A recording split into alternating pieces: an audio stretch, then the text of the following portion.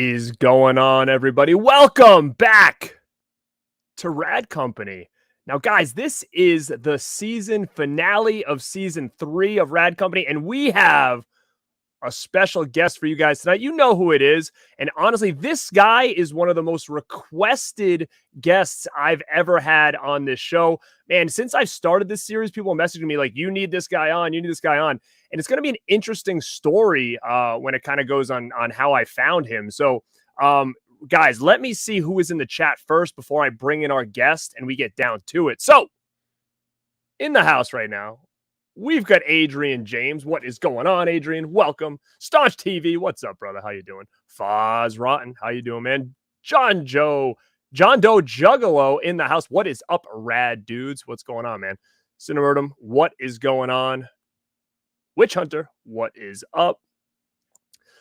What is this? I just saw Insidious Goes to College. It's not very rad, but it was okay. Interesting. I have not seen the new Insidious, if that's what you're referring to. So, I'm curious to see what you think about it, man.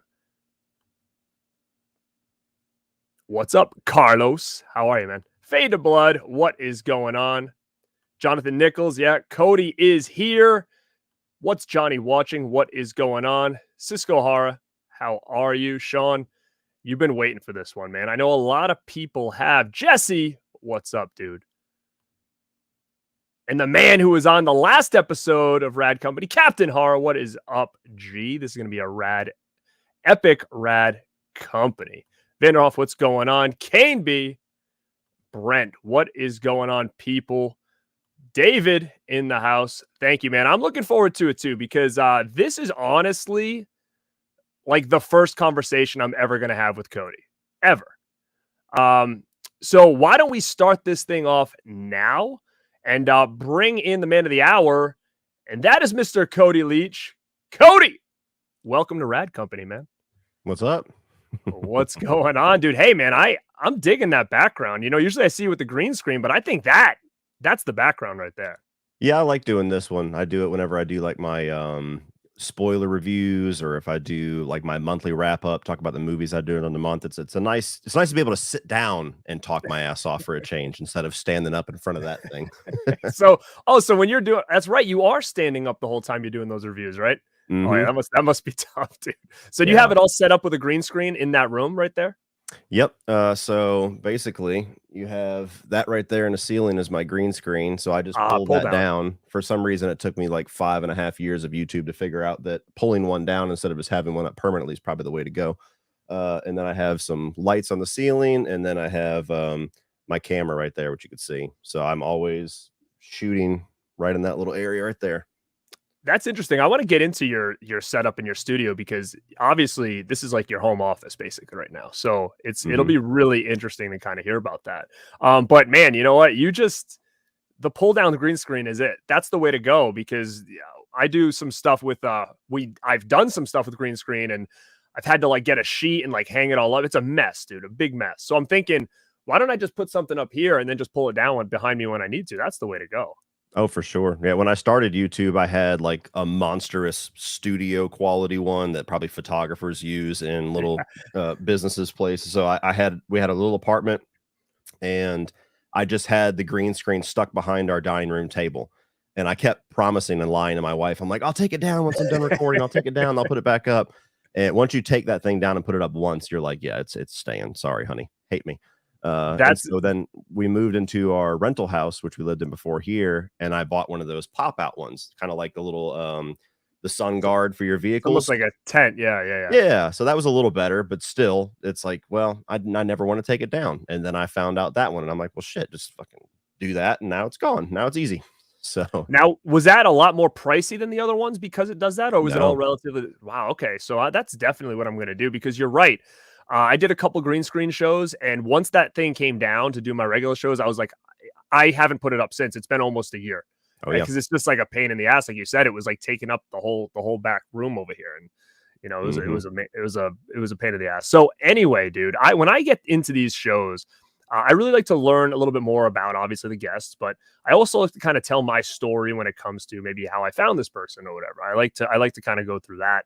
And what's funny, man, is like I've only been doing this this for about 2 years. I'm not exactly sure how long you've been on here, but I was heavily into just watching YouTube for a long time. Following people that were doing movie reviews, following people that were collecting physical media, because I've always been an active physical media collector, especially horror, really into like music and stuff. So finding YouTube and all these channels to me was just like eye-opening, that there was so many people out there that were very similar to myself, rather than like, the group of friends that I was hanging out with all the time. Like, yeah, we had similar taste in music and stuff, but it wasn't to this extent of like collecting type of thing. Like they weren't really into all that stuff. And, finding people online and stuff and following them, and then getting involved in YouTube and starting to collaborate with a lot of these people that I had watched all the years, I kind of feel like everybody was kind of intertwined with each other. And I was like, wow, like this is such a, it's such a big circle, but at the same time, everybody's kind of intertwined. And I started doing shows and people started saying, like, kept hearing the name Cody Leach. And I had never heard it before. And which is so odd to me, being like someone who was really following like horror YouTubers and all this stuff and physical media collectors for so long.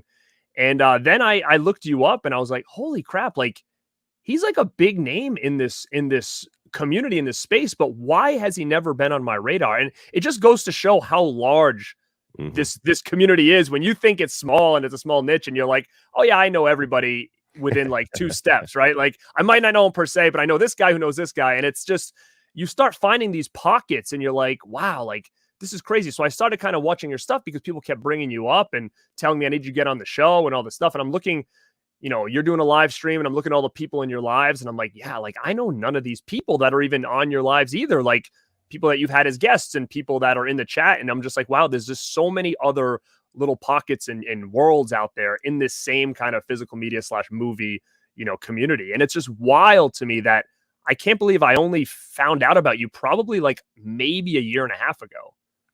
Yeah, I mean that's definitely how it is on YouTube. I mean, no matter how small you think that community might be, like you said, there's pockets of it. And I'm also a slight bit of an outlier within the horror space too, because I do so many other things where there's a lot of channels that pretty much dedicate themselves just to horror.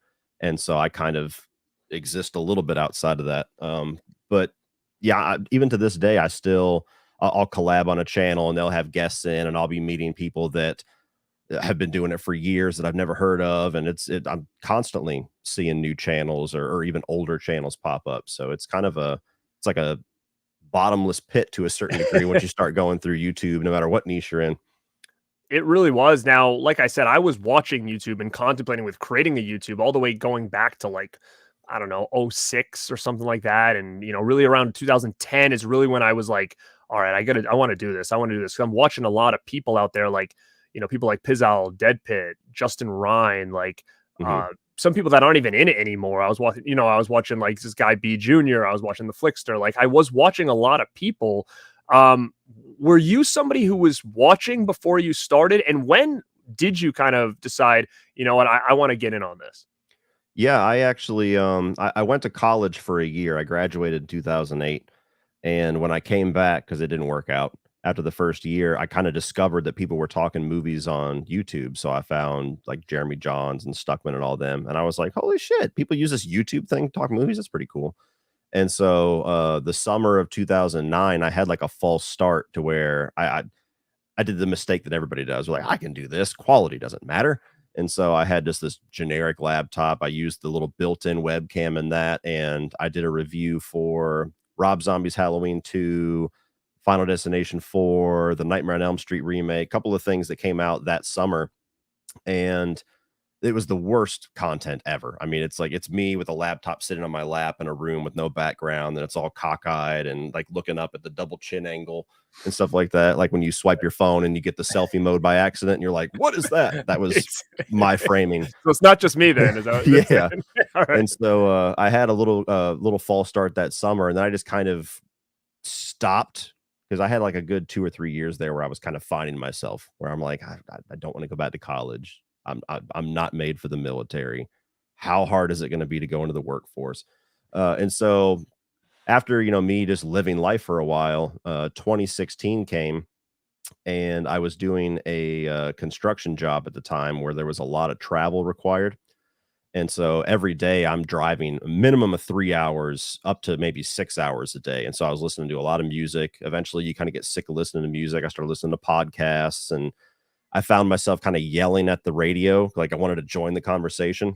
And so then I went and I bought a little cheap desktop microphone and just sat in my little walk-in closet in my rental house and did a little podcast for the summer of 2016, and very quickly figured out that podcast just wasn't really going to go anywhere.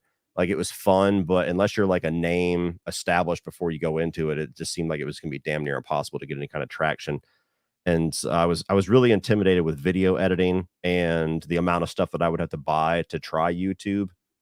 And then one weekend I kind of just got spontaneous and just said, fuck it, I'm going to try it. So I bought a camera. I bought that monstrous green screen I told you about, some lights, and I paid for Adobe and shot my first video, which of all movies in the world was a review for Sausage Party, the summer of 2016, August All right. 2016. And so I shot a little review, and then I basically locked myself in my bedroom all that Saturday trying to learn Photoshop and Adobe Premiere. And by that evening, I put out my first video, which is still up to this day. And then I tried the green screen the very next week on, I believe it was The Mechanic Resurrection, The Mechanic 2 with Jason Statham, and figured out how to do the green screen stuff. And then kind of the rest was history after that. Like there was a lot of growing pains. There was a lot of things I had to learn that I was doing wrong, and a lot of things I had to learn to do correctly that I did not do right out of the gate. But for the most part, that's kind of how I got started. Nice, man. That's awesome. Well, happy almost 7 years, I guess, Yeah. right? So I mean that's crazy. And to kind of see how you've said, like, based on the first video you did, how you've evolved now. Did you keep that channel that you started that first time, or did you restart a new channel like when you got the green screen and all that stuff? Or did you delete all those old videos? I deleted them back in like 2013 or 2014. I started posting these videos where I was doing like acoustic music covers. And whenever I tried to revamp that existing YouTube account to do the movie account that I've been on for 7 years now, I accidentally erased all the videos. They would still be there today if I hadn't done that. It's kind of be an interesting little flashback. But yeah, all those older videos are gone. So everything pre Sausage Party is just gone out in the ether somewhere. Now, it's fascinating to me. Now, from there, were you pretty much like going heavy on content? Were you sporadically just doing reviews after you saw movies? Like, were you into the physical media thing? Because I do see you have a lot back there. I don't know if that's CDs as well, but like, was it something that you were kind of into back then as well, where you do like reviews? Like, what were your first couple videos? Were they mostly movie reviews that your channel was based around? I made the classic mistake of trying to do everything. So I tried to do movie reviews. I tried to do a movie news show. I tried to do a video game news show. I tried to do Blu-ray hauls, top fives and rankings. You know, I kind of had that mentality that most people, I think, do when they start YouTube, which is like, if I just do everything, I'll get all the subscribers. Right. And that's kind of the opposite of how you succeed in YouTube. You got to be a little bit more focused. So yeah, I was doing, with this construction job, it was materials testing. So you'd go out to the swamps or the woods or house lots where there's nothing there, and we're doing all like the soil testing and stuff before they even break ground. And sometimes quite a bit I would be sent out to do this thing called aardvark testing, which is essentially checking the water permeation of the soil. Not to get all scientific, but like basically you stick a big ass hose in the ground after you dig a hole, and you have a little jug that meters water out, and you see how much the water soaks into the soil and whether or not they're going to have flooding issues and stuff like that. And these tests would take 3 hours minimum. And so it's just me sitting in a truck watching a jug of water. And so what I would do is I would record the night before, and then I would bring my laptop and bring a little AC adapter, and I would edit videos while I'm watching this water jug. And so I was doing the movie news shows, and I didn't know what the hell I was doing. And I had a garbage laptop, which seemed fine at the time, but looking back, it was horrendous. And so it would take me probably like 8 hours to do a video, which is just asinine. But that's how much I was just kind of, I was into it. So I was doing that. And then at the same time, this is when MoviePass was going.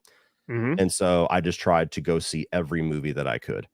So on the way home, I'd stop in, see a movie, shoot a review, and I was constantly just recording, editing, putting out, recording, editing, putting out. And it wasn't really until it might have been like 6 months or so that I kind of started to dip into the horror community a little bit, because I've always loved horror, but I've never really been friends with anybody or been classmates with anybody that loved it as much as I did. So it always felt Hmm. like this subject that nobody wanted to talk about. And so I kind of got addicted to finding these people that loved it the way that I did and wanted to talk about it, knew the history of it the way that I did.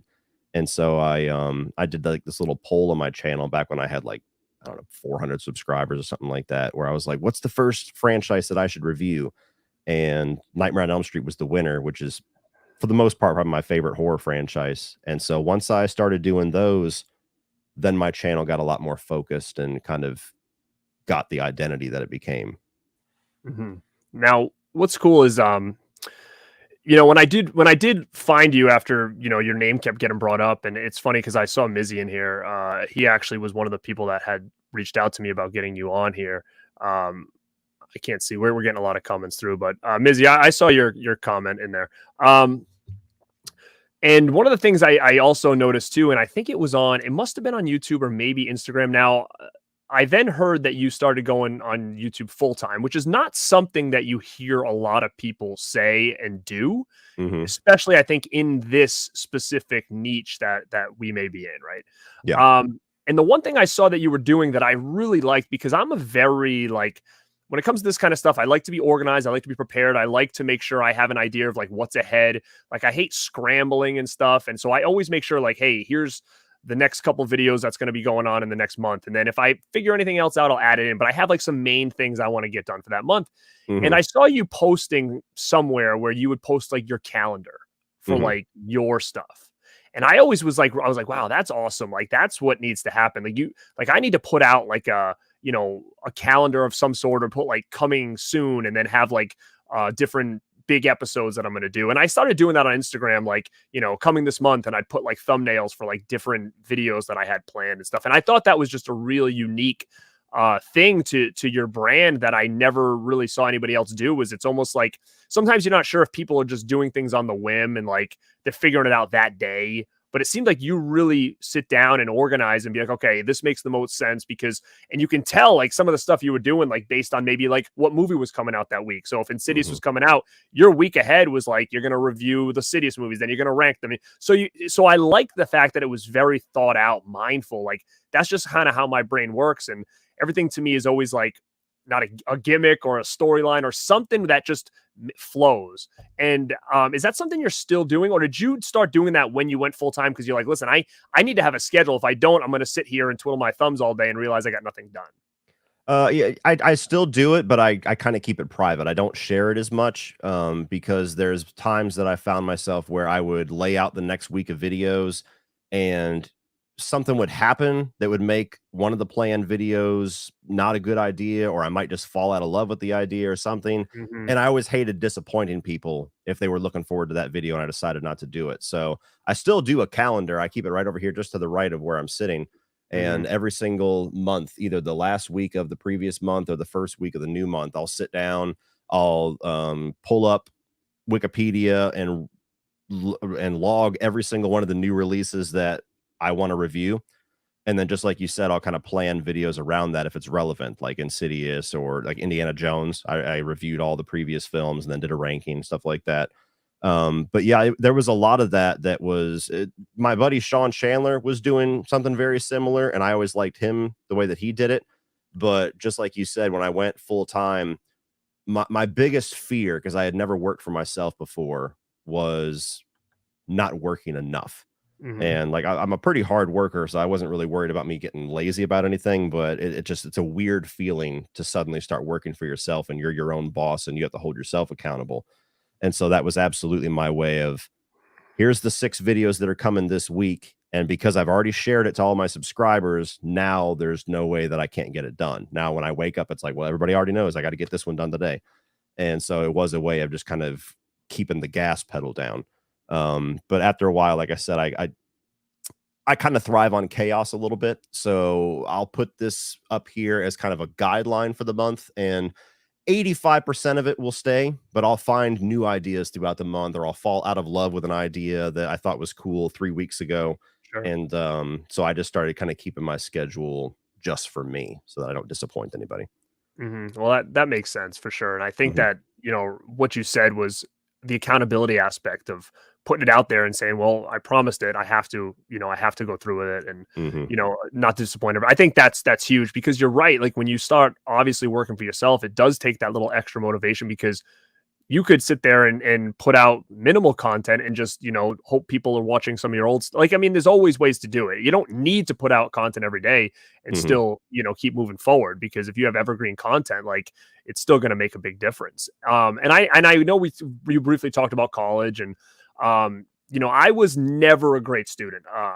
Ever. I didn't really care for school that much. I cared more for pro wrestling, music. Like I didn't really care and movies for Hmm. school, and college was a tough one for me too. And I remember when I first went to college and you realize like you didn't need to go to class. Like it's kind of the same thing I think when it comes to that whole, hey, I'm working for myself now at home, and it's like, oh, I don't need to clock in, right? So you sometimes, like I used to, maybe skip class or whatever or not go in that day because I'm like, well, it's not matter if I miss one, and they're Yeah. not calling the house and asking my parents where I am like if I was in high school, right? So I can see, like you said, if you're not passionate about it, how you can easily kind of fall down a rabbit hole of like not getting stuff done. And Hmm. how do you feel like you've been? Because how long has it been since you've gone full time? About a year now, roughly. This September will be 2 years. 2 years. Wow. Hmm. Okay. Now, how do you feel like you? Obviously, I think just seeing how much you're putting out, that you're very consistent still. Do you feel like the gas pedal is still going, or do you feel like there's some times where you got to pick it up and take it down?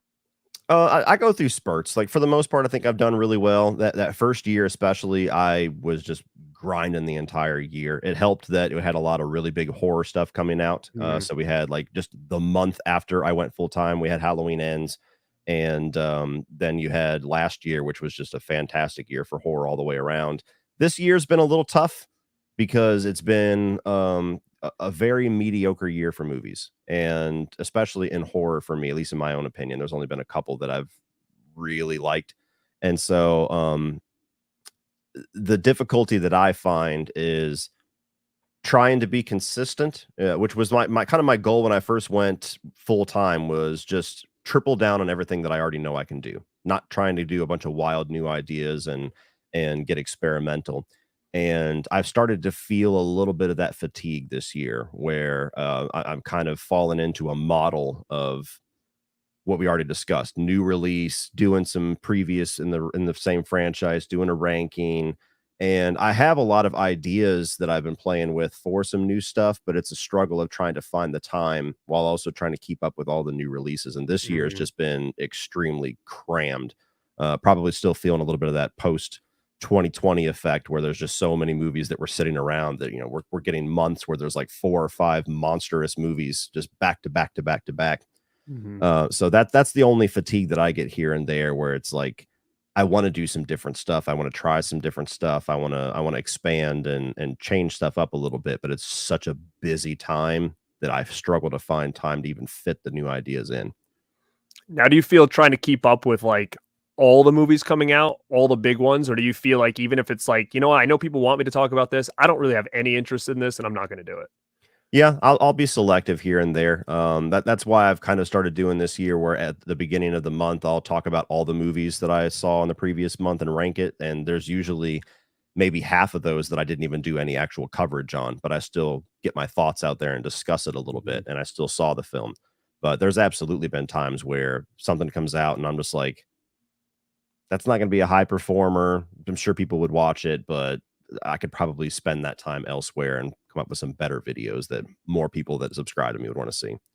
Mhm. Now you're big on doing obviously the reviews. I've seen you do rankings and whatnot there. Um, is there any series? Because again, I like that too, is to have different series that you can always go back to, something that maybe sets you apart. Is there anything that you had tried that you were really gung ho about that you were just like, "Ah, that kind of failed," and then never went back to it?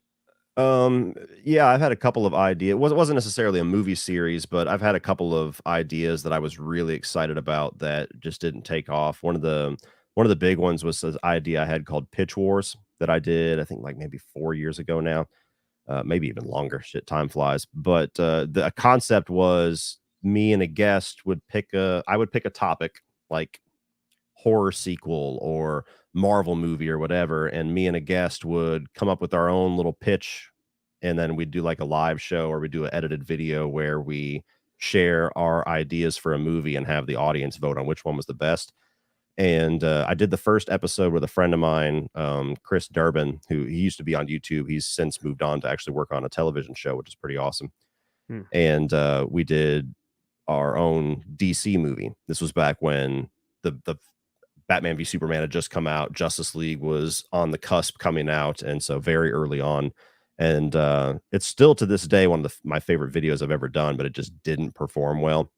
I don't know, just sometimes the algorithm's a bitch because there's not really a way to market it that just gets it pumped back out there for everybody to see. And so it's really only your most dedicated viewers that check it out. And then I did a second episode that performed even worse. So then I stopped doing that one. I'm sure there's a couple others, but that's the one that always comes to mind when I think about it. Just, I was really passionate. Like, this is cool. Nobody's doing this. This is unique. Right. And then it just kind of dead on arrival. I mean, do you think it could have been one of those things where it's like, it could have caught on if they saw more of it as it started to get rolling? Or is it just one of those things that the juice wasn't worth the squeeze at that point? The juice wasn't worth the squeeze at that point. I did have the idea to revamp it after my channel had grown significantly, also with my buddy Chris. But at the same time, when we were planning it, that's when he kind of left YouTube. And so I had to go back to the drawing board, and then I was full time. And then it just like one of those ideas that I still kind of have pinned on the board that one day I might pull back out, and maybe it'll be a lot more successful now. But yeah, it was just, it was an idea that was too hard to market. And nowadays, especially with TikTok being a really big thing, a lot of people, they don't have the patience to watch like a 2-hour video to figure out what's going on and have a new concept. They want like quick, easy, digestible content. They can move on to the next video. And this was the opposite of that. So, right. Now, are you doing anything else on TikTok or anything like that right now? Is that something you've grabbed onto, or are you just like, listen, this is where everything is for me, and this is what I'm focusing on? I've tried it, but my brain just doesn't work that way. Like I'm a long-winded guy. I'm a long-form content kind of brain, and I've tried to do the miniaturized version of my videos, and it just kind of annoys me. It just kind of annoys me to take something where I'm like, I have 20 minutes of thoughts that I think are valuable here, but you only want to hear 60 seconds of it. So let me just cram a quick, meaningless review out. So I know that's where content is heading, so it's probably going to stunt my growth a little bit. And maybe one day I'll get my, I'll get my arm twisted enough to get into it. But it's just that's not how I consume content, and that's always my mentality when I make stuff. Is I make stuff that I would want to watch. And so I've tried doing TikTok, and I do some YouTube shorts here and there. Typically, I do my like out of theater reactions. That's kind of my easy 60-second worth of content. And I had a little sneeze there after I went full time, where I was doing like these comedy skits, kind of riffing on my old job and how shitty it was. And I got insane views out of nowhere on that. Like I had like 3 or 4 different videos that went to like 2-3 million views, but on TikTok that means nothing. That's like a 25 cents. So I was like, oh, well, that sounds like it's awesome, but it really doesn't. It doesn't add to what I'm trying to do on my YouTube career or anything like that. It's just kind of it's little meaningless jokes here and there.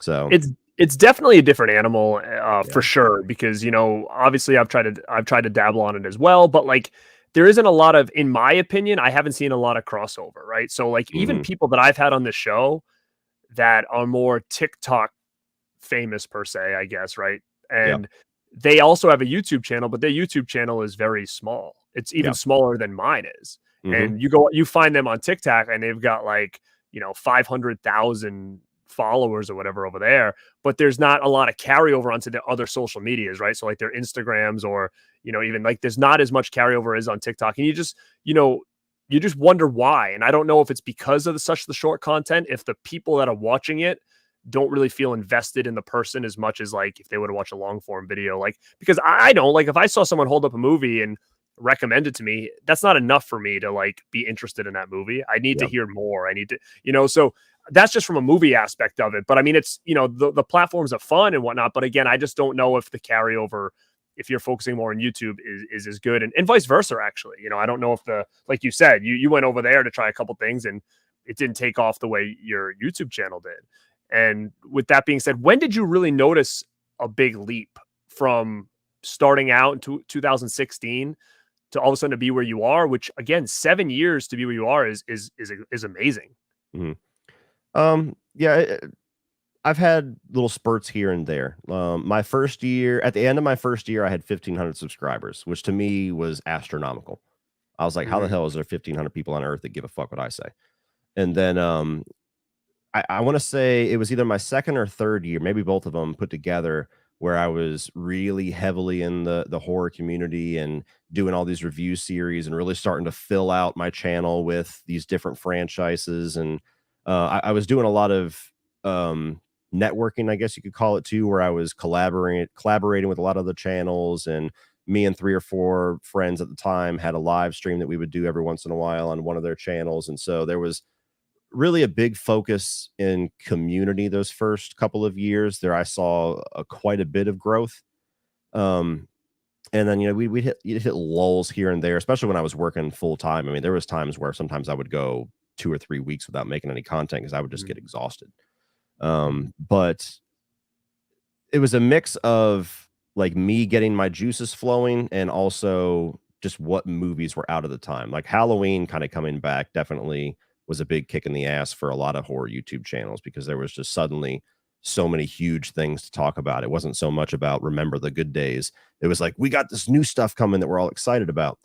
And so there was certainly a lot of growth that came from those 3 movies. I saw a lot of growth the first year that I was full time, which I can just attribute to me suddenly having all my time and attention doing content instead of just trying to squeeze out what I could when I'm not exhausted.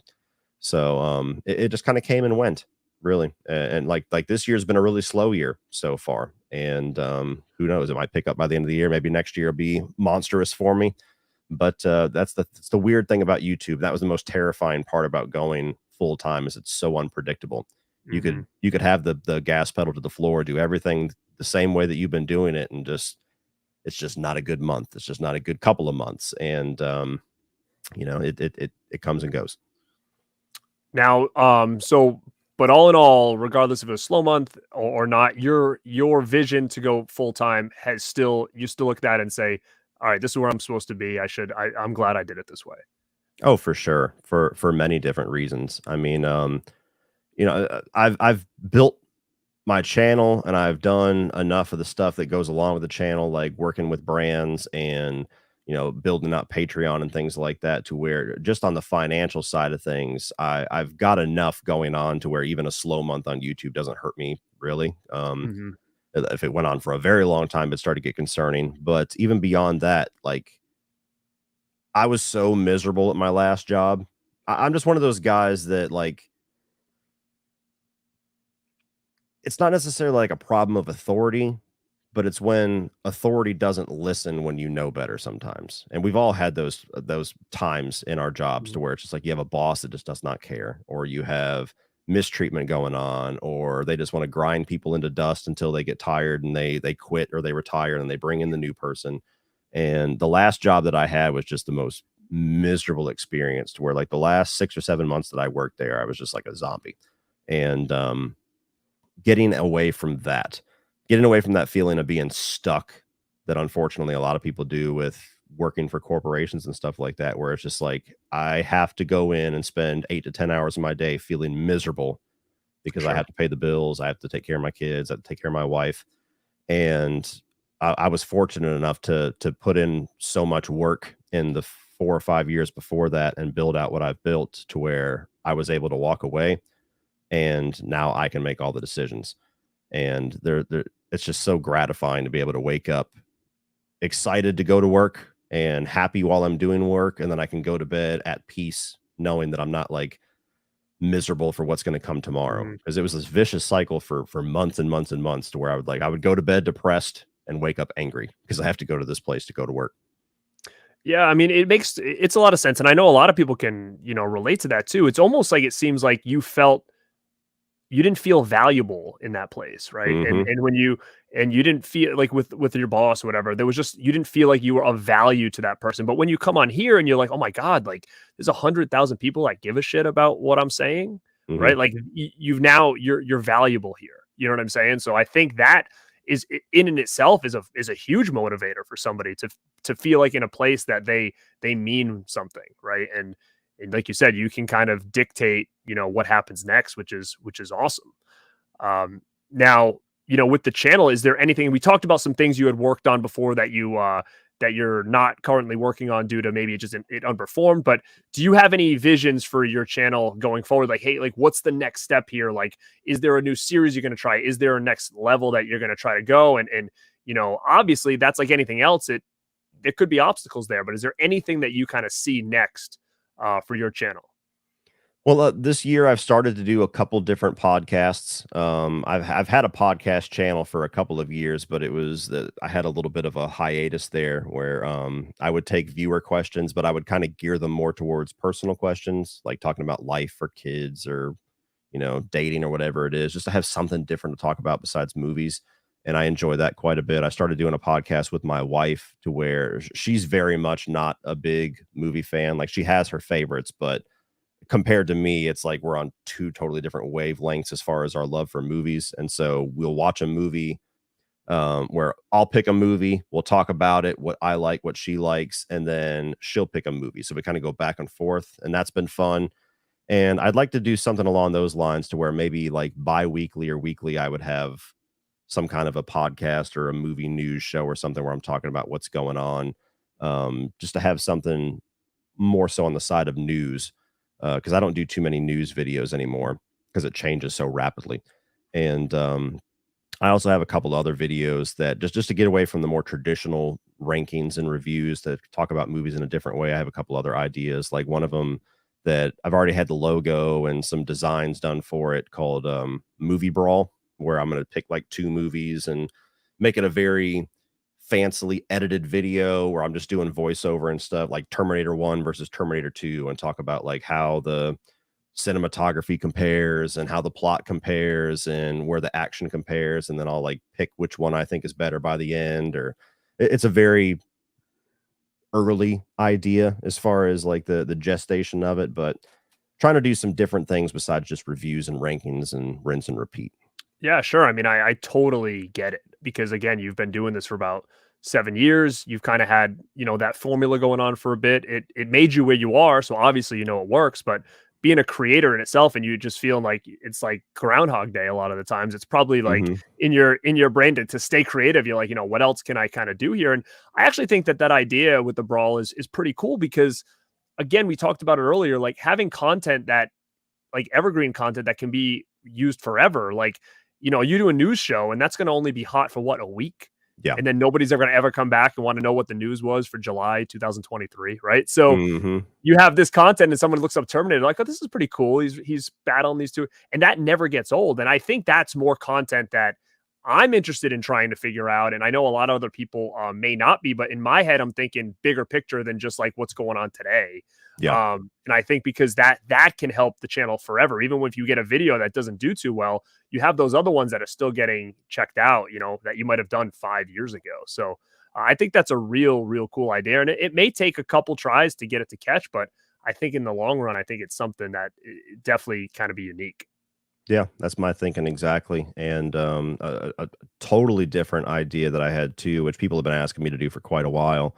I would imagine by the end of this year, I'll probably have launched it. I don't know when, and I don't want to promise it because then everybody will ask. But I'm really big into cooking, and I'll do like on my Instagram and everything. I'll put a lot of food pictures and stuff, and that's pretty much actually all I watch on YouTube. People usually are surprised to find that I don't really watch movie content on YouTube. I spend so much of my time thinking and talking about movies that when I go to just relax, that's the last thing I want to talk about or hear about.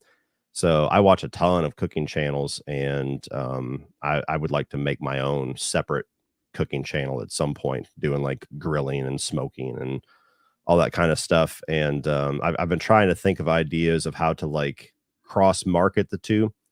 And there's not a ton of opportunities for it unless I get really creative. But like, for example, like the movie Chef with John Favreau, do like a movie review for Chef, and then on the cooking channel do a video where you're making cubanos, and then just kind of Mhm. cross promote the two when you drop both of the I videos. mean, So that's another idea I have. Just a totally different audience, totally different space of YouTube that I've been kind of itching to jump into.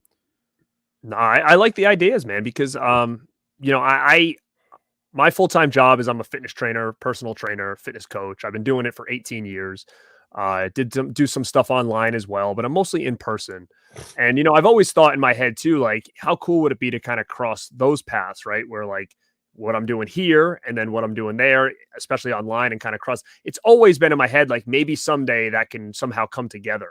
Mhm. But I'm just not there yet. And you know, obviously with a full-time job and all this stuff, I'm just so busy. It's hard enough to get out the content that I want to get out, but I'm thinking long term, like that would be so cool to try to find a way to get that going. And I totally get what you're saying. And I think, you know, sometimes we overthink things where maybe it's a little bit easier than what we might be thinking. It's just almost kind of coming up with a clever name and then just running with it. Because you look at dinner and a movie, and I mean, what's really the difference there that you're going to try to do is just coming up with Mhm. a fancy name to kind of, you know, make it all work. So I think that that's a pretty cool idea, especially if it's something you love to do and it doesn't feel like work. It's like you're just making dinner, Yeah, man, and creating content at the same time. exactly. So, you know, so being in the fitness field, I'm a big meat guy, so I get it, man. You know, uh, cooking those steaks up on the grill and whatnot. Oh yeah. Yeah, that's what my family loves me for. I'm a big cook in the house, and I love to show it off. So I've always had like putting pictures up or putting it on Twitter or whatever, and everybody's always drooling around it. And I'm like, okay, maybe there's something there. Right, and that might be, you know, every third post of movies, burgers, movies, you Hmm. know, and then just kind of like feeding the fire a little bit. I like it. Exactly. Uh, for sure. Now, again, being where you are right now in the space, and we're going to get to the chat. I see you guys popping through. For someone like myself, like again, I started the end of 2020. You know, I love it. It's super fun. It gets my creative juices flowing. I was very creative growing up. I did professional wrestling, so of course, creativity had to be there. Gimmicks, characters, all this stuff. Talking to a younger channel or somebody that's really just trying to, you know, step outside the norm, do you have any advice for myself or even anybody that's watching? Because I do see a lot of other creators in here checking this out right now. Yeah, I mean, there's quite a few things. Like the first thing that I always tell everybody is to do it because you enjoy it. Don't do it to try to turn it into a job, or don't do it to try to turn it into a money maker. Like that will come in time if your channel is good enough, if you have the talent, and if the YouTube algorithm is fortunate enough to favor you once in a while, which some channels just don't get that, whether they're doing everything right or not. So that's the first thing, because I've had a lot of people come up to me, whether it's at a con or anywhere else, and they're like, how do or I'm starting my YouTube channel next week. How do I get 100,000 subscribers? Or how do I turn it into a job? And I'm just like, if you start with that as your goal, as your short-term goal, it's going to turn into a very long-term goal. So there's one. The other one is consistency, because where I see a lot of channels, you got to think of how you consume YouTube. And there's two mistakes that I see a lot of channels make. One is just not uploading frequently enough. And I'm not saying you got to do a video a day, but like have a consistent schedule of once a week, once every 2 weeks, twice a week, something like that, to where your viewers know, oh, it's about time for them to drop another video. And also making sure, like that mistake that I made early on, that your channel's focused on what it's going to be. Because if they subscribe to you for your Blu-ray hauls, they may not give a shit about your movie review. Or Mhm. if you're doing a DIY project and they subscribe for that, they're not going to care if you pull the grill out and show them how to cook a burger. And so you have to make sure, like we've all had channels where you come across a video and you're like, man, I like this channel. And you click on it. There's only 3 other videos from the past year, and 2 of them have nothing to do with what you just watched. And you're like, oh, Mhm. that's a bummer. I would have subscribed. Um, Sure. and then, the other one too is to find some way to make your channel unique. And that's a lot harder than it sounds, because there's so many people on YouTube, as we've already discussed earlier. There's so many different channels doing the same thing different ways. And you just got to find some way that your channel is slightly different than the other thumbnails that are going to be right next to you that they can Mhm. choose from. And, one of my biggest things that I went for whenever I started my channel was just to be a little bit more humorous than some of the channels that I saw, or at least try to be. The green screen helped as well, because then I could create my own backgrounds and I could do, you know, little cold open skits and stuff like that. And I could put myself in movies, and there was just a lot of freedom there. And that was one of the ways that I kind of stood out. And early on, especially, it helped because there was always a lot of people that would subscribe just because I made them laugh, whether they cared about what my thoughts were on Nightmare on Elm Street 2 or not. And so finding a way to be unique it's difficult, but it's integral, because there's millions and millions and millions of people out there, and there's probably thousands of people every single day starting a channel, and you got to give people a reason to watch you and not them. I totally think you hit it on all levels there, and it kind of relates to a lot of different things in life. When people, you know, I meet brand new people out of college that want to be a fitness coach, and they'll be like, "Oh, I need to make over 100,000 a year," and it's like, yeah, dude, like, listen, like you've got to really grind to get to that point. You know, like it takes years. People just don't see the whole, and I don't know if it's a generational thing, but like the patience, the grind, you know, what's the terminology they use when you know, people are just starting out? They need to do some of the shit work in order to kind of make it, you know, to the next putting in level. their dues. Yeah, exactly. Put in their dues. That's exactly what I was looking for. But, and a lot of people don't want to have to do that. And again, everybody starts somewhere. It starts at the bottom. But I think it comes down to anything else. The people that want to make it that don't, it's just more or less because they gave up. You know, they gave up, and the ones that succeeded, the ones that stuck it out and kept pushing forward and trying to, you know, evolve and whatnot. And but again, I'm still in this mode right now. Like, I'm having so much fun with this, and even talking to someone like you, like I said, who I didn't know up until basically like a year and a half ago, which to me is wild because of how many people do know you, because the people that come through my chats, you know, mention you all the time. So that's just wild to me too, as well. Now I'm going to go through the chat really quick just to make sure they feel involved here. But it was just great hearing a lot of your story because I had never heard it before. Movies and Train Studios, 2 legends in the same stream. Legend, me? Get out of here. Must be talking about Chucky and yours and Arnold and mine. Oh, he must be talking about, you see Chucky back there. Yeah. Okay, let's see what we got. Staunch says, I like Coda's reviews on older movies a lot, and his Godsmack Tech 2 as well. Oh, wow. I used to run a gym that Sully was a member. Oh, really? Yeah, so he used to come in all the time, and it's wild because I remember when he came in for the first time, and I didn't even know it was him, and he checked his little badge in, and I was like, what? He's so little. Like, oh, yeah. I couldn't believe it. I'm like, what? That's like all the videos and stuff you see him. He always just looks like a bigger dude or regular size or whatnot. But that Boston ferocity that he has makes you feel like he's this huge guy. But, oh, yeah, he's a tiny one. So wild. And then he says, but he must see Dead Alive. Shout out, dudes. Thanks, so Dead Alive, is that still one that's on your radar you haven't seen yet? I haven't. For the longest time, it was out of print, so that was the reason why I hadn't seen it. And now it's just a part of what I call the list. I have so many people that recommend so many different movies, and I'm always so behind, just trying to keep up with new stuff while discovering old stuff. Like, my list is like a CVS receipt at this point. We'll get into the list after I go through this, because I have some stuff that I want to bring up as well.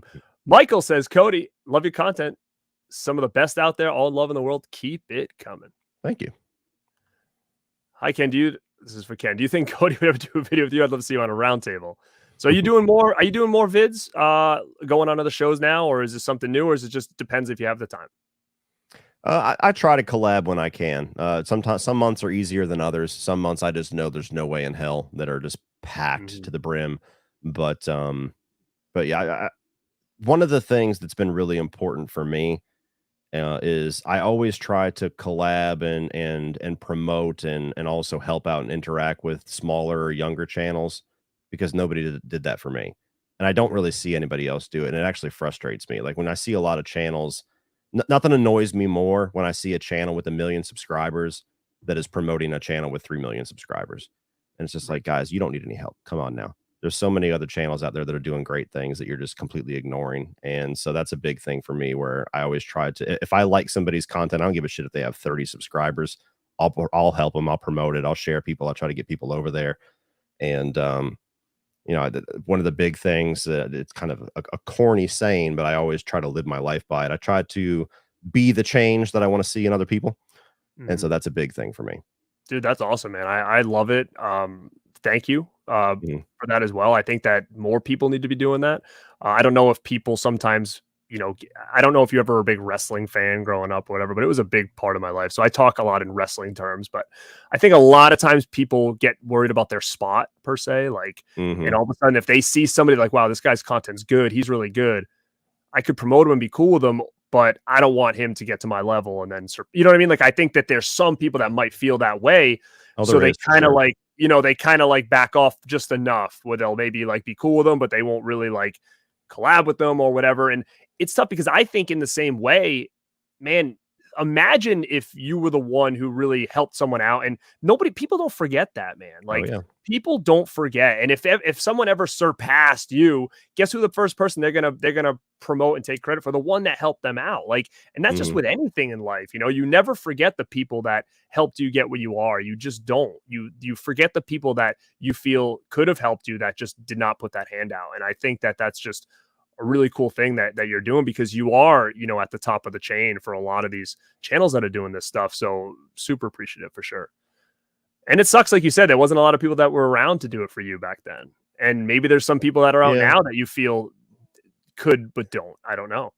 Yeah, it's weird because I've had it a lot of different ways. I've met people that I looked up to that I've suddenly grown to be close to the same status as them, and you talk to them and you get this feeling like they're not really out there for friendships.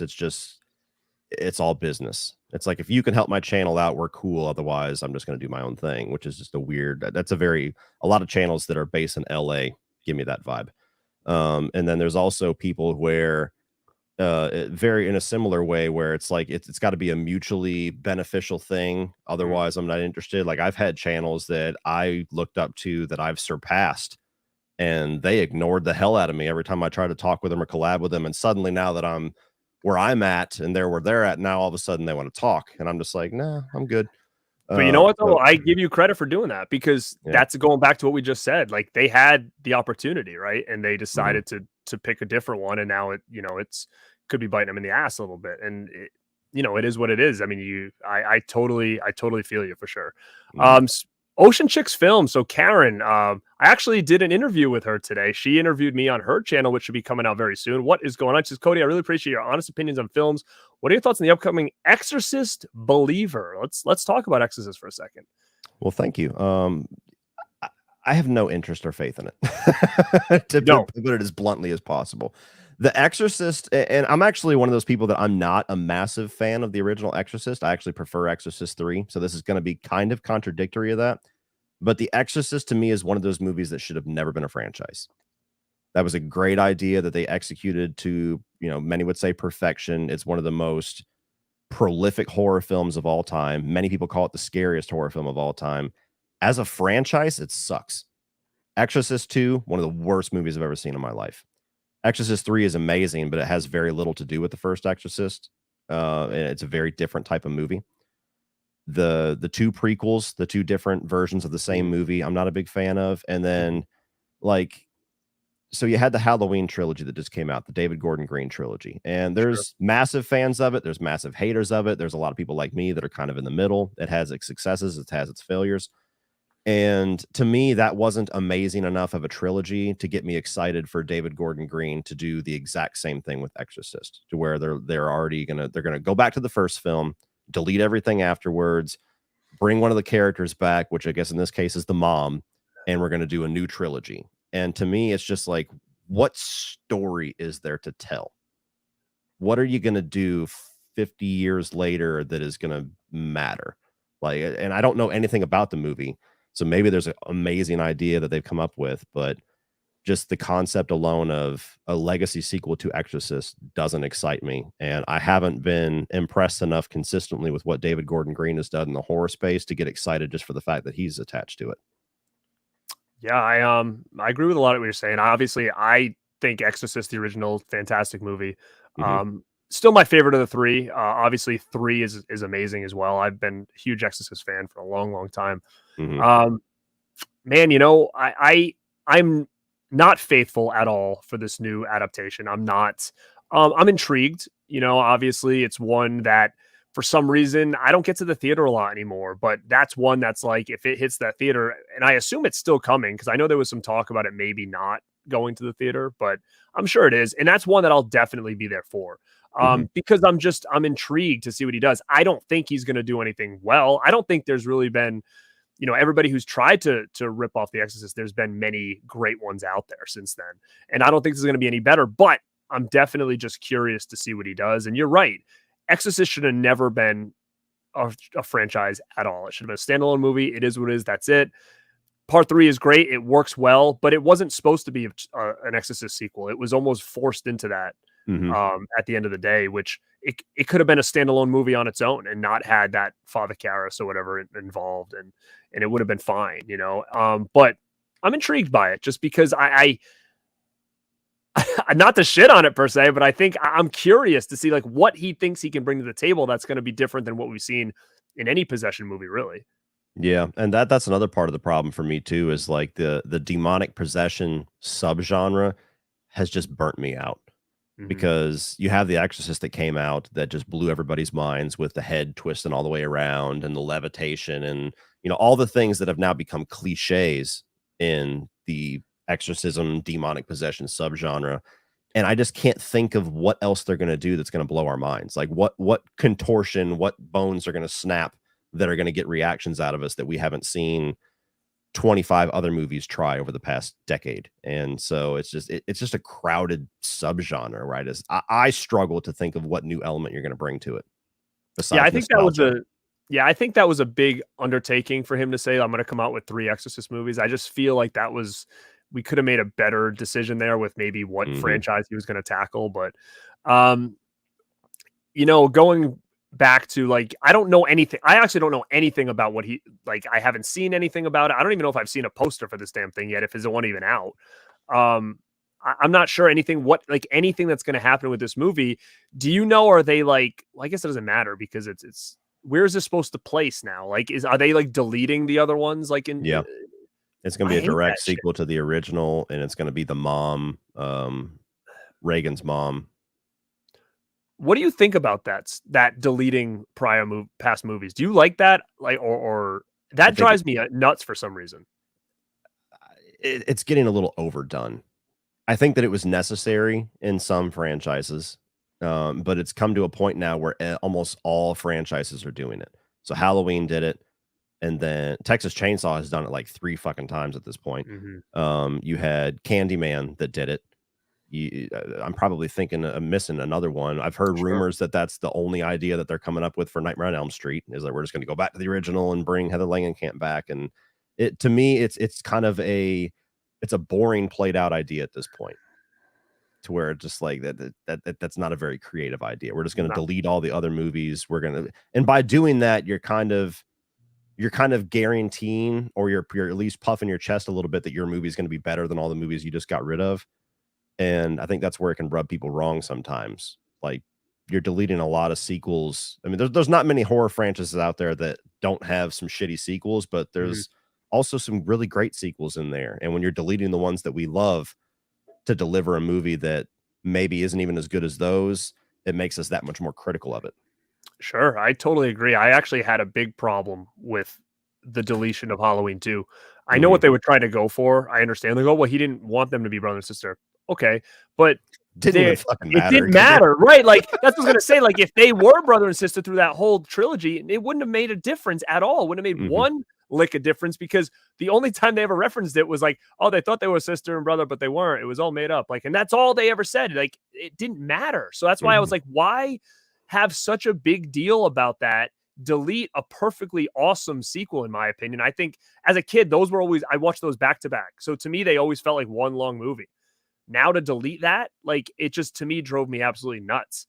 That one, out of all the rest of them, would have been, I would have even rather had them just say it's going to come after 2. Like rather than come after 1. Like, if they had to say we had to delete 4 and get rid of the Jamie character and whatnot because of X, Y, and Z, okay, fine. But to get rid of 2, which I think is a great sequel, and the same thing with Elm Street, if they do that, it's like, then what? Does Dream Warriors not count anymore? Does Nightmare 2 is like my favorite one. I was like, that all of a sudden is like vanished from, or are they doing like different dimensions now? Like, it still works in this timeline, but that's stupid. Like, Yeah. you know, I'm not digging that whole thing. I would rather have to be, if they're going to make anything, Nightmare on Elm Street part 10 or whatever. Like, I'd rather just have them continue the damn thing and then just create new paths for it to go than try to erase what's already been done. I'd like them to do one of two things with Freddy. One of them would be to do a direct sequel to Dream Warriors, because it's kind of the same concept. We're going to delete some of the movies that are just really hard to follow, which is like the Freddy's Dead era, stuff like that, which I'm fine. We can get rid of those. But doing something different where there hasn't been a franchise yet that has just picked a different spot in the franchise to go back to. It's always, we're going to delete everything after the original. And I just don't think that's necessary. The other idea that I would have for Freddy is for them to just make a Freddy movie and don't bother themselves with where it fits into the narrative. Like, we think about the way that Dream Warrior starts, where you're introduced to Patricia Arquette's character. She falls asleep. Freddy's already been doing his thing for God knows how long. They don't really give any explanation or context of like who's been dying or anything like that, or where this fit. It just starts. And if they just continue a movie that way, where Freddy's really good and there's some great kills and everything, I don't think anybody's going to be bitching and complaining about where does this fit in the timeline and universes. And that would be my pick. Now, it's been talked about. I mean, I don't know if it's ever going to happen. I'm sure we're going to get an Elm Street at some point. I don't know if it's anytime soon, but yeah, I mean, it's a tough one to do because, you know, with the Freddy character, it's hard because Robert Englund was Freddy. You know, you can throw a mask on anybody, kind of make it work. It's going to be a hard one to get people to kind of get behind. And I don't know the best avenue to do it. Do you take that Candyman route and almost kind of have Freddy be what the person sees him to be? I don't know what route you take, you know, with that character. I really don't know what to do. I think they need to find a fairly unknown actor, or at least an actor that's not an A-lister, that has the passion for the character and the talent to do something really unique with it, that can escape into the character the way that Robert Englund did. Because Robert Englund was never really a big name.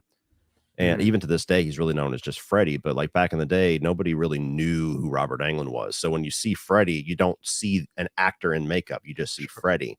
And a lot of the rumors that we hear nowadays just drive me nuts, where it's just like, don't you want Kevin Bacon in the role? Don't you want like a recognizable A-list actor? No, because then I'm just going to see Kevin Bacon in Freddy makeup. And so if you get somebody who's underknown, kind of the way that like when they got Bill Skarsgård to play Pennywise, nobody saw Bill Skarsgård, they saw Pennywise. And so they're going to have to find that guy, and it's going to be hard for sure, but it's going to make or break the movie, because if Freddy doesn't win people over, it doesn't matter how good the kills are. Sure. I actually really agree with that, because again, I want to be able to look at somebody and say that's Freddy, the same way we do with Robert Englund, and not kind of fall to the wayside of, like you said, that's just an actor playing a character, right? You don't, and I know it's very different. It's not kind of along the same lines, but I have to give like Rob Zombie credit when it comes to certain things, when it comes to the Halloween, like in my opinion, like it's not a killer or it's not Myers or anything like that. But when I look at Scout Taylor Compton in my head, I'm like, oh yeah, Laurie Strode. I mean, and that's a real hard thing to do when you're taking Jamie Lee Curtis's character and you're making me feel that that Scout Taylor Compton is Laurie Strode as well. You know, like, and that's a really hard thing to do. And if they can figure that out in a bigger scale, like for Freddy, for instance, I think that's exactly what they're doing. Like you said, with Skarsgård, he's Pennywise. I mean, you see him smile just on the red carpet, you think Pennywise, right? Like, it's just, I think that you're right on the money with that. They have to find somebody that can just embrace that character for the long term and try to build his name off that character, really. Yeah. But no, definitely cool. And Adam does movies. He might be someone that follows you, because I don't recognize him in my chat. What's up, Adam? But he says, "Why haven't you reviewed Sound of Freedom yet? What are you afraid of?" That's an inside joke. So yeah. I think Adam's been getting some he's been getting some lashings from bot accounts and everything, because he reviewed Sound of Freedom and didn't give it the Oscar for best movie ever created.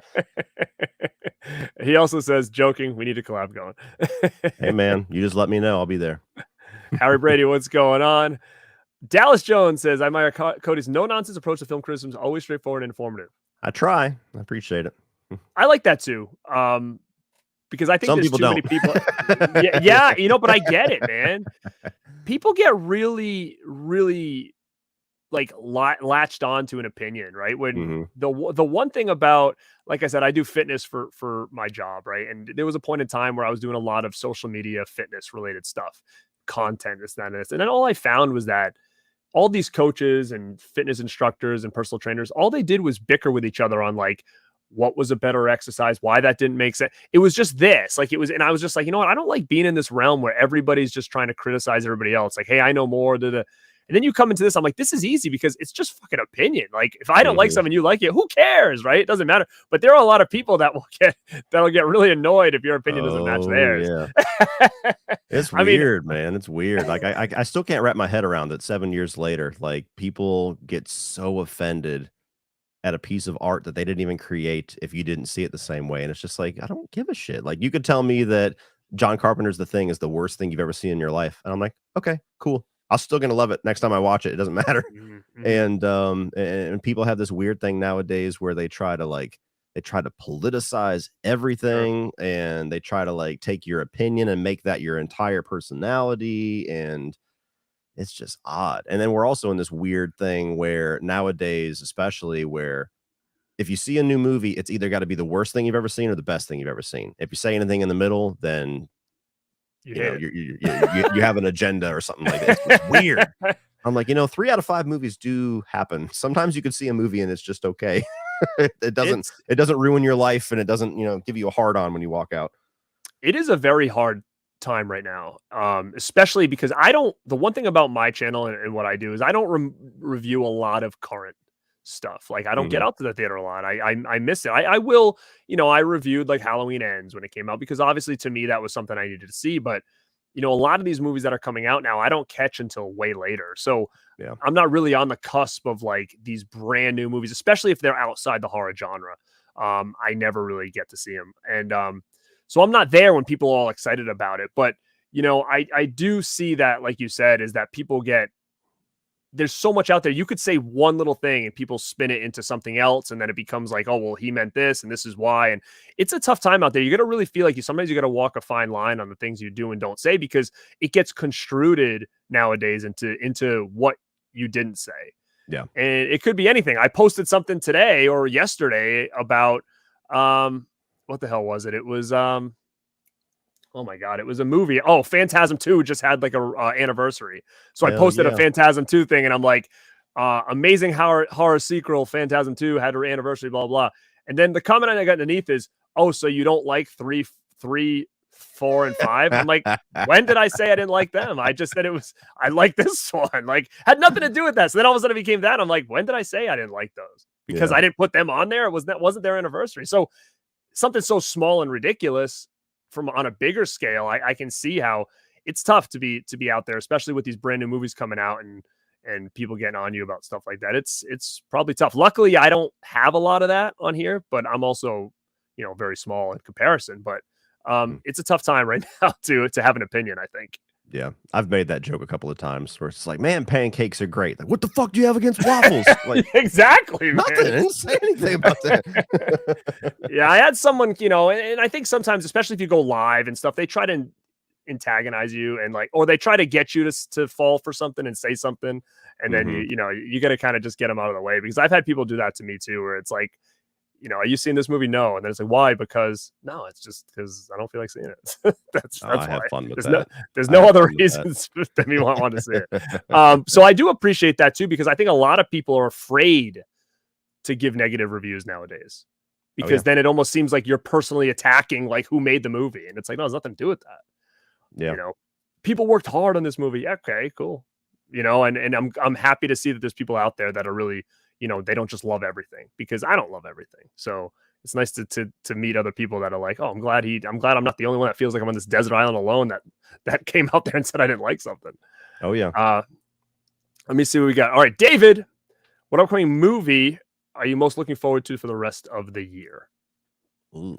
Well, my most anticipated of the year I just saw 2 days ago, which was Mission Impossible. So now I'm gonna have to look up what the hell else is coming out this year, because I've seen so many movies. I'm just like, God, is there still 6 more months of movies? How's that even possible? I don't know a lot that's coming out, so I'm gonna go and say the one I'm looking forward to the most is Maxine.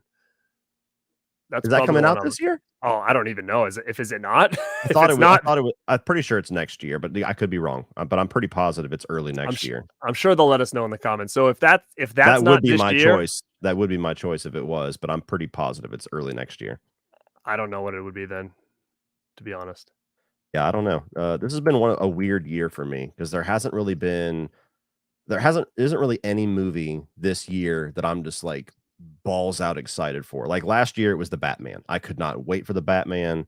That was a movie where just like as the seconds were getting closer to me seeing it, I was counting them down. And I just don't have a movie like that this year. The closest thing to it was Mission Impossible, just because I knew it was going to be awesome. Just that franchise at this point has set me up with that expectation. But but yeah, for the rest of the year, I mean, I'm looking at a few of them. I know that we've got Saw X. I have no idea what that's going to be, but that's certainly not a movie that I'm like crazy about. The Five Nights at Freddy's movie looks like it could be interesting, but again, not a movie that I'm like really jonesing for. I'm not really seeing anything else. And there's probably one that I'm forgetting that's an obvious one, but all the ones that I'm scrolling through right now have already kind of come out. This was a very front-loaded year. We got a good comment. Matt says, "How do you know it's not coming out this year? Do you not like this year?" Yep, pretty much. Are you a yearist? Let's go back because I didn't see Mission Impossible. I haven't seen it, obviously. What'd you think of that? I thought it was awesome. That was awesome. Yeah, I mean, that's a franchise that they're so consistently good at what they do that like the last 5 movies, you could make a solid argument for any of them of why that one's the best of the franchise, and I wouldn't really disagree with you. We all have our preferences, obviously, but like when I do my ranking here in a couple of days, it's going to be tough because Mission Impossible 3 through to this new one, I mean, are all like a razor's edge away from each other. Mm-hmm. So yeah, what I appreciated the most about it is that it's a really satisfying part 1 because I've been really frustrated this year. We had Fast X and we had Spider-Man Across the Spider-Verse that are like the part 1 of a story, and both of those movies just stop dead in the middle of the story, no warning, no satisfaction, no conclusion to anything, and then just like see you next time. And I hated that. And so this one actually comes to a conclusion where there's things waiting. It's almost like the next season of a show. There's things that we're going to resolve, but you've come to a conclusion of your story for this one movie. And I was glad that I could walk out and not be like angry about a cliffhanger. Mm-hmm. Mm-hmm. Now that's good to hear though, because I will say that Mission Impossible has been pretty consistent across the board. So consistent that it's been a while since I've watched them, but you know, I don't remember anything bad. So I don't know like which ones were which, but they were always consistent. I will go out and say, and I say this all the time, is man, like no matter what you think about Tom Cruise, like that guy freaking delivers, dude, every time. Oh yeah. Like oh he yeah. really does. Like try to tell me a bad Tom Cruise movie that he was the lead. It's hard. Going all the way back to the beginning of his career up until now, it's like when a lot of these actors start to fade out, and I don't know if it has to do with him being very picky on what he's still doing nowadays, but he still brings it, and he always has. Yeah. Yeah, he's pretty badass. Like, you know, his personal life's a little crazy. I don't know what the hell, what kind of weird sacrificial shit he's into, but yeah, when it comes to movies, especially like last year and this year, man, it's just almost like Tom Cruise has saved the movies. You know, this is going to end up being the movie that is going to be the only high performing blockbuster of the summer at this point, which is crazy when we had Indiana Jones and The Flash and a bunch of other ones that I would have bet money would have made quite a lot of money, and they did not. I found my answer for the movie for this year, though. So the 2 movies that are left for this year that I cannot wait to see. The first one is The Equalizer 3.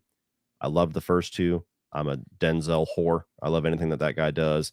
And for as much as I love horror, the one genre that can compete to be my favorite genre of all is action. And so far this year, my top 3 movies of the year are all action films. So maybe there'll be a 4th one with Equalizer 3. And the other one is Dune Part 2. Now, I was kind of a naysayer on Dune because I don't know anything about Dune. It seemed really sci-fi to me, and sometimes that's a bit much. And I didn't love Blade Runner 2049 as much as everybody else. I thought it was very good, but it wasn't like life-changing for me. And so I walked in expecting not to be all that crazy about the first Dune, and I thought it was fucking incredible. So I can't wait to see how they wrap that story up. That's cool, man. I mean, again, I will probably not see any of those, sadly, in theaters. I didn't even see the first Dune. I mean, not the first one, like the remake or whatever it was. Was it a remake or a sequel? Requel? Well, there was a movie in the 80s by I know that one. Lynch. I've never seen that one. I've never heard anything good about it. But yeah, they're based on books, so this is just a new I've heard the new one was of the book. Yeah, like I've heard a lot of mixed about the new one. So much that I heard some people say it was like their favorite movie of the year, and other people say it was just as shitty as the original one was. So, you know, I never ended up giving it a chance. What did you think of that one that came out a couple of years ago? I loved it, and I was somebody that expected not to. So yeah, I walked into that expecting it to bomb, expecting it to be a movie that like hardcore cinephiles are going to love because Denis Villeneuve directed it and nothing for no other reason than that. But I watched it and it was just like, man, this is a really cool world. This is some cool action. These are really great characters. And that was another movie that, even though it's only half of a story and it's like almost 3 hours long, you get to the end of it and you're like, okay, but I'm satisfied. I can wait a couple of years before the second one comes out. And at that point, the second one hadn't even been greenlit yet. So I was like, please let them greenlight it. Don't leave me hanging. Sure. Well, William had a cool question here because he just brought up something that I recently just came across. Is a movie coming out called Talk to Me. Now, I recently just heard about this movie and I did a little bit of like research on it, and it looks like something I'm really going to dig. So I think I'm going to try to get out on the 28th to see this thing. Do you know anything about it? Because I literally just found out about it like yesterday. I know just enough about it to know that I'm going to see it, and hopefully it's the horror movie that I talk about by the end of this year. I don't know the plot synopsis. I don't know who the guys are that made it. Apparently they're like YouTubers or something like that. And I nowadays I try to go into horror movies, especially as blind as I can, because to me, marketing just ruins horror movies. They show you all the best parts, all the scares, and some of them are even like the whole movie condensed into 2 minutes. And so more times than not, if I just hear buzz about it, I'm like, okay, well, I'm going to go see it, but I don't know the plot. I don't know. I'm not going to watch a trailer. I don't know who's in it.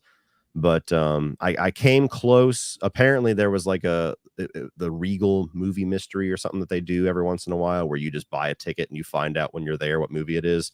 Apparently that was the movie this past Monday, and that was the night that I was seeing Mission Impossible. So I'll be waiting until the 28th like everybody else, unfortunately. But yeah, it's on my radar. Yeah, William, I don't know if you want to pop in and just say how you liked it, because I heard comparisons to like Hereditary as far as like, you know, the type of horror movie it is. And I thought Hereditary was fantastic. So I'm really intrigued by this Don't Talk to Me one. And, you know, I saw an image of it. I mean, I don't want to give any kind of spoilers. I guess it has to do with some kind of game, like a board game of some kind or something like that, which again is another intriguing thing to me. So that's the only thing I know. I know nothing else about it, but it is one that just came across my radar that I'm really kind of excited to check out for sure. I'm ready for a horror movie to knock me on my ass, because this year has just not been very good for horror. It just hasn't. What do you think? Because again, these years, man, are just going by so fast that I don't even know what is coming out when. Like, what do you think your favorite horror movie was this year? Because I'm having a tough time even for remembering what came out. Well, I can actually pull up. I have a little letterbox that I keep throughout the year. You're smart, man. I mean, like Renfield is like a horror comedy. That one's probably my top rated horror film of the year so far. Just behind is Evil Dead Rise. I enjoyed Evil Dead Rise quite a bit. Infinity Pool I thought was pretty neat. It's not a movie that I probably would ever watch again, but I really thought it was a interesting concept. And then after that are all horror movies that I'm like, I mean, you got Scream 6. I was pretty middle of the road on that one. You got Megan, pretty middle of the road on that one. And then after that are all horror movies that I gave, 2.5 or lower to. So it's just, last year was one of the best years of horror that we've had in a long time, in my opinion. And this year has kind of been a little depressing. Yeah, that wasn't a good list at all, really. Wow, I didn't realize that it's been that slow all year for horror. So hopefully this movie kind of, makes a name for itself, because I'm really excited for it. But let me see what William said really quick here. He said, I thought the movie was good. I never heard of it, so I saw it on Monday. Directors are new. So, I mean, that's always a good thing to kind of get some new blood in there. Yeah, they're YouTubers or something. I don't want to misspeak, but there's somebody that like this is like a big deal that they're somewhat of a known name that are doing their first movie. Now, is this movie an A24 movie? I thought I saw something that it might. Maybe that's not what I. There was another movie I think that somebody said A24 grabbed it. Maybe it wasn't that one. It doesn't look like an A24 film. No, it's an Australian movie. Interesting. But I didn't want to keep you on too long. We're at an hour 20. I said it would probably be a little bit over 60. Chat's been great. We're at 102 people, which for my channel is huge to have this in the chat right now. So, man, thank you for anybody who popped over from Cody's channel. I totally appreciate it. Man, make sure if you guys are not subscribed to Cody Leach, go subscribe to him. If you're not, because like I said, he's doing big things right now and he's working hard, and it's good to see other people out there that are just grinding like that. And it's his gig right now, man. So he has to. So, Cody, it's been awesome talking to you, man. And I'm glad and thankful that you agreed to come on here and chat it up with me tonight. Yeah. Thank you for inviting me. It's been fun. Anything else that you can tell everybody that might be popping over and checking you out for the first time, what you've got coming up within the next week or so? Yeah, so I got a Mission Impossible ranking coming out on Friday, and next week we got Oppenheimer and Barbie, and that's really it as far as big new releases this month. So I still have kind of an empty whiteboard for the last half of the month, so I'll probably try to throw in a couple of older films. I'm still like in the middle of my John Carpenter review series, and I've kind of been lacking on that the past couple of months, so I'm sure I'll find time to get Big Trouble in Little China in there. That's the one that I'm on now. So yeah, it's going to be kind of a slower month for the summer, which I'm ready for. But yeah, right now we're talking Mission Impossible. Now, as far as going lives on your channel, is that something you just do sporadic, or do you have a set schedule on that as well? Absolutely sporadic, spontaneous. When I just I just feel like it. Sometimes I don't even warn people. I just go live and I'm like, yep, I'm here.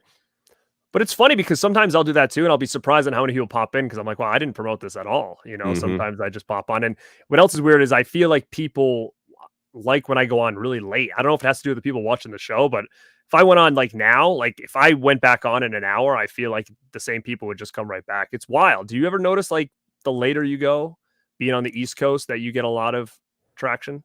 I've never really noticed much of a pattern. I think it just depends on I mean, I'm sure sometimes day of the week is a difference where people don't have work, but like I've been live at 3, 4 in the morning before, just randomly with a friend of mine, and we have a good amount of people watching. So yeah, I've never really noticed a pattern or rules to follow on when the best time to stream is. Now you're also heavy into video games, right? Yeah, for the most part. I don't know if I would say heavy, but I definitely like playing them. Some of the more major releases I get into. I'm not really much of an indie game kind of guy, but I do have a gaming channel that I've kind of neglected for the past month because there hasn't been anything to talk about. Are you interested in the new Texas Chainsaw game or anything like that? Not at all. Come on. I'll don't get me wrong. I'll try it. I'll probably stream it at least once or twice, but I'm not really a fan of the asymmetrical multiplayer kind of game. You know, we got 4 or 5 people running around and hiding, one dude trying to kill them all. That's been done to death at this point. You got Dead by Daylight that's succeeding a lot with that. The Friday the 13th game tried that. The Evil Dead game tried that. Now Texas Chainsaw. I just wish that these horror franchises would do something different. So I'm not a gamer. I'm actually a gamer from when I was a kid. So I never really got into much after PlayStation 2. Per se. I've tried. Like I've almost been like a wannabe gamer. Like I'll buy the systems, I'll buy all these games, and I'll do some, and then I'll just leave. Like I thought some of the horror games were pretty cool. Like I tried Until Dark or whatever. I thought that was a pretty cool game. But again, I don't have a lot to compare it to. So when it comes to somebody who's more actively on it, like what are the type of games that you're into now? Like if you were to stream, what kind of games would you be running? I love survival horror, like Resident Evil. It's probably my favorite franchise in the world. I love The Last of Us and God of War, and I'm really big on story-based games. If it's not something like survival horror, I really like story and characters and stuff. So that's why I've always kind of been a big PlayStation guy. I like all the consoles. I'm not really a subscriber to the console war, but PlayStation tends to make games that are more my speed. that are very narrative driven and almost like big movie productions in games. So that's the kind of stuff that I like. Now, are you going online to do this or just kind of by yourself and streaming your stuff? It depends on my mood. I like streaming, and I've done a lot more of that over the past year or so since I've had this gaming channel. But admittedly, there are times where I just like to escape and I just like to play my game and just kind of get sucked into the world and not have to worry about entertaining an audience or interacting with an audience. So there definitely depends on what mood I'm in. So yeah, because what brought me back into gaming at all was the Friday the 13th game. Like I played it, then I had a lot of people, like even other creators that were all playing it. So we all would like stay up late, and it was like my first introduction to gaming online. Like to me, that was never a thing. So of course I fell in love with it when that shut down. I was like horrified because I haven't gone back and played again. And then I got the Evil Dead game thinking that would like bring me back into it.